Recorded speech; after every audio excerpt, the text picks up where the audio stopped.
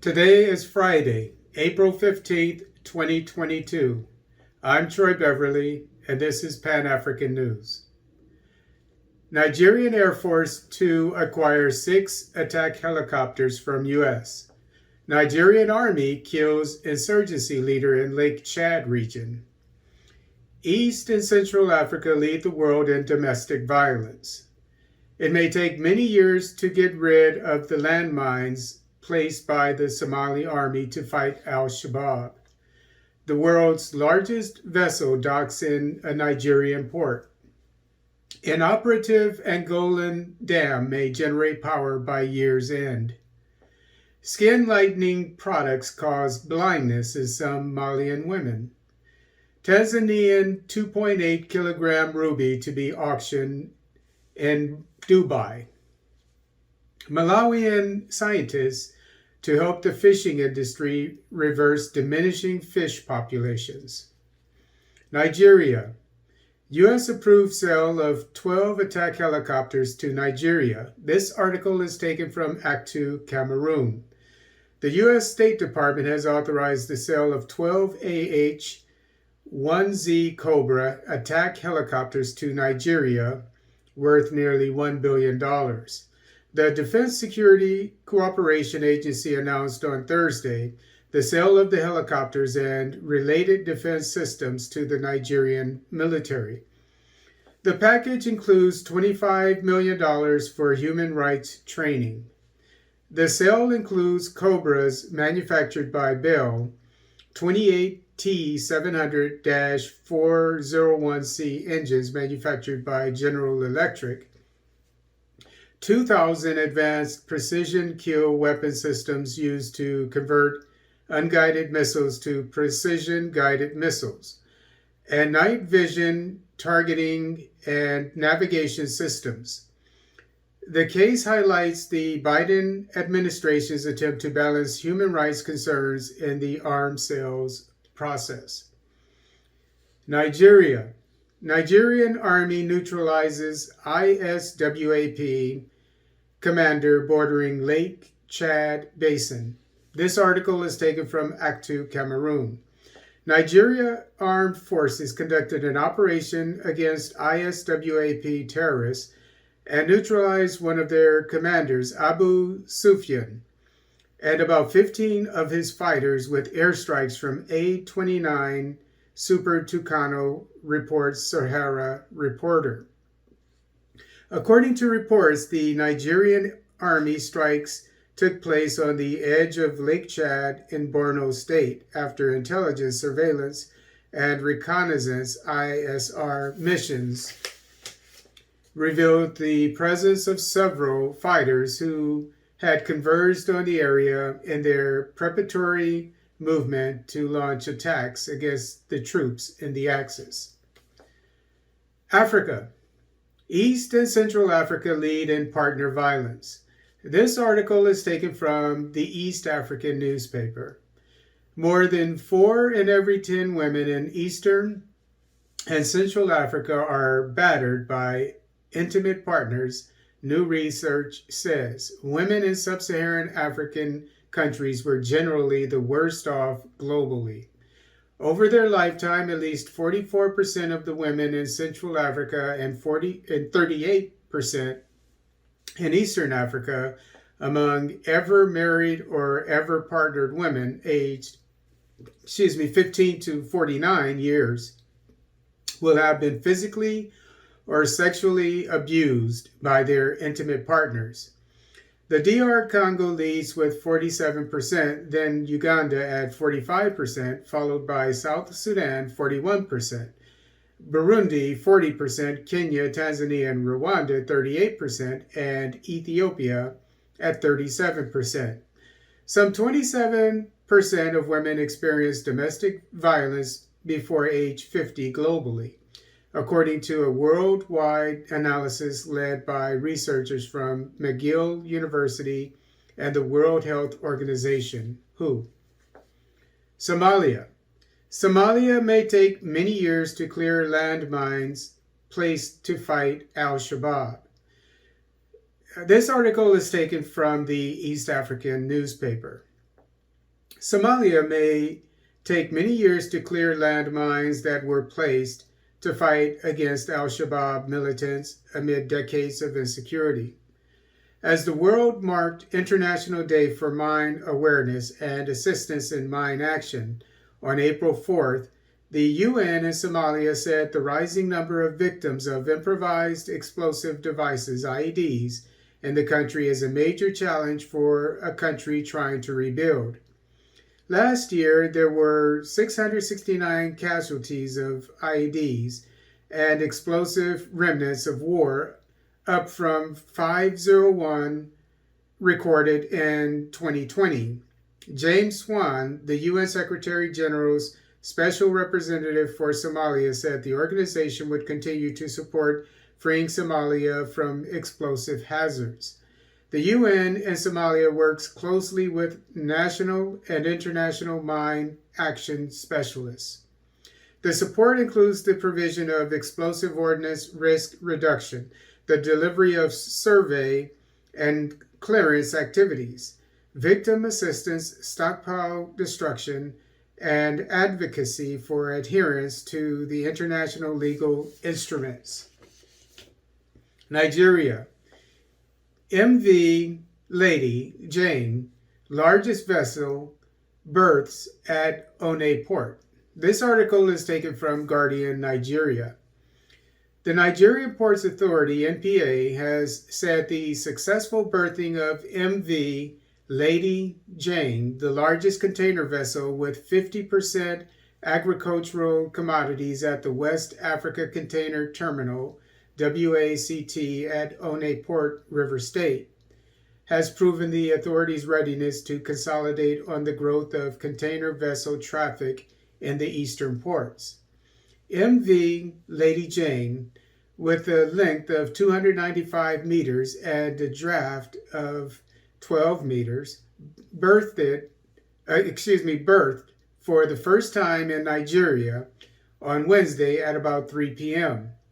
According to NPA, the landmark is that the vessel, which sailed in from Majuro in the Marshall Islands, is discharging 840 20-foot containers and loading 1,060 20-foot containers, 50% of which are agricultural commodities, including cashew nuts, sesame seeds, cassia tora seed, and others. Earlier this year, Onne Port received the first export-laden barge exporting 120 20-foot containers of cocoa to Belgium via Cotonou. According to the authority, this is a testament to its unwavering resolve to promote exports and support the effort of the federal government of Nigeria at positioning the non-oil sector as a revenue earner. The authority said, although Onne Port Complex has traditionally been known as a logistics hub for oil and gas services, the implementation of fresh initiatives deployed by the Bello Cocoa administration had resulted in a 30% increase in container traffic at the close of the year 2021. Angola. Kamakupa Dam could generate energy again this year. This article is taken from Jornal de Angola. After 20 years of inoperability, the Kamakupa hydroelectric dam in the province of BA could generate energy again this year to benefit more than 500,000 inhabitants of 4 municipalities, announced yesterday the deputy governor for the technical and infrastructure. Jose Fernando Chatuvela stressed that the equipment, which had been destroyed during the armed conflict, to be repaired as part of the Integrated Municipal Intervention Plan, PIIM, will cover the localities of Kamakupa, Katabola, Quimba, and Kunyinga. After reconstruction, the hydroelectric structure will have a capacity to produce 1.8 megawatts of energy, said Jose Fernandez Chatuvela. The financial execution of the project has followed the programmed deadlines and within the legal parameters, which implies that by the end of the year, the hydroelectric dam will again generate energy to be consumed by a considerable number of families in different regions, assured Jose Fernando Chatuvela. Mali. Women become blind after using lightning products. This article is taken from the French newspaper AFP. In Mali, women and some men depigment their skin using dangerous lotions and creams. From cosmetics to caustic products, everything goes. The main thing is to have clear skin, but the consequences are often dramatic and irreparable. Some users have lost their sight. Cairo White, 72 hours, Miss White, Abidjanais, Bamakois, New York case. The list of these so-called lightning products is long. Generally recommended by word of mouth, they are supposed to make the skin clear to their users, like Fatoumata Silla, teacher. Previously, I had spent 35,000 francs just to make my skin clear. After I realized that these expenses were useless, and in a television documentary through explanations of a dermatologist, I saw that it causes certain diseases that are difficult to treat. So I gave up because staying natural is better than looking for diseases. The one we will call Bintu, on assumed name, did not want to stop. She started using these products in the hope of quickly finding a husband. Today she is blind. I started using these products to make myself beautiful. Everyone knows Malian men don't like dark women. Last year I started to feel pain in my eyes. The doctor who consulted me advised me to stop using lightning products. I did not follow his advice. I regret it today. I have become blind.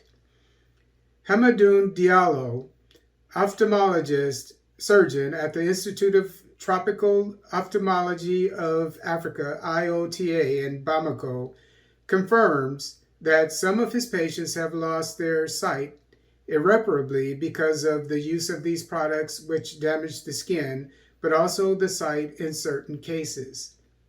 He points out that some of these lightning products contain corticosteroids, which have very harmful effects on the eyes. Despite the warnings and risks, some women in Mali continue to depigment their skin. Tanzania. Record-breaking 2.8 kilogram rough ruby from Tanzania goes on auction in Dubai. This article is taken from the Tanzanian newspaper, The Citizen.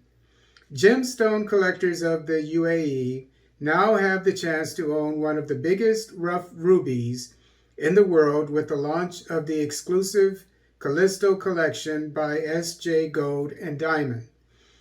Though details remain scanty about when the gemstone was obtained, the variegated purplish-red ruby was reportedly mined from the village of Winza in central Tanzania.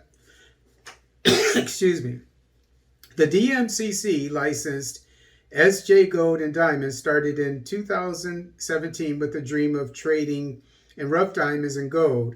Is an established gems and mineral asset management firm in Dubai with its global headquarters in Geneva. The company specializes in providing strategic investment opportunities for rare precious stones, certified cut, uncut, rough diamonds, and gemstones in the ultra-high net worth segment. To mark the launch of the new Castillo collection, S.J. Gold and Diamond will be displaying one of the biggest rough rubies in the world, Burj Al Hamal, or Aries in English, to the gem connoisseurs of Dubai at Waldorf Astoria. Dubai Financial Center on Friday, April 15th.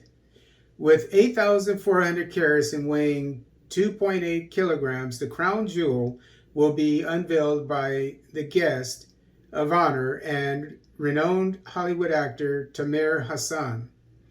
This record-smashing, one-of-a-kind rare ruby will be available for auction post-Ramadan and will be sold to the highest bidder in Dubai. It has been estimated to go for around $120 million at a minimum. Malawi. As fish vanish, scientists weigh in. This article is taken from the Malawian newspaper, The Nation. Fish prices in Malawi keep rising amid falling stocks, a setback to diets and incomes of many. The fishing sector employs over 500,000 Malawians and affects livelihoods of over 2 million, mostly in the lakeshore communities.